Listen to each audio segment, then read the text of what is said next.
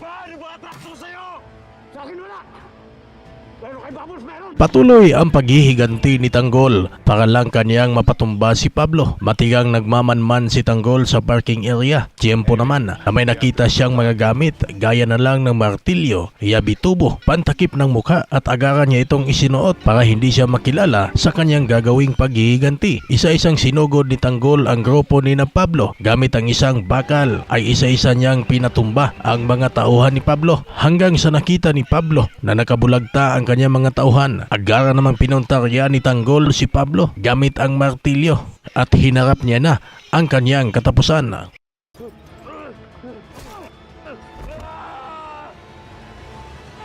Sa kabilang banda, sinuyo naman ni Rigor si Lina dahil nagtatampo ito sa ginawa ni Rigor sa kanya at sa kanilang pag-uusap biglang sumakit ang ulo ni Lina at nabigla si Rigor.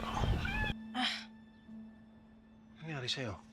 Ayos ka lang? Samantalang namimili naman sina Marites at Roda ng mga damit na gagamitin sa inaugurasyon at pinayuhan ni Roda si Marites na magpaganda para mabawi niya si Rigor. Pinayuhan pa ni Roda si Marites na dapat ay akitin niya si Rigor. Sa kabilang banda ay nag-aalala naman ang mga kaibigan ni Tanggol tungkol sa kanyang plano at wala pa silang kaalam-alam sa ginawa nito. At sabi pa, ang swerte daw ni Bubbles na may kaibigan siya gaya ni Tanggol na handang isakripisyo ang buhay para lang sa kaibigan. Maswerte talaga ako na.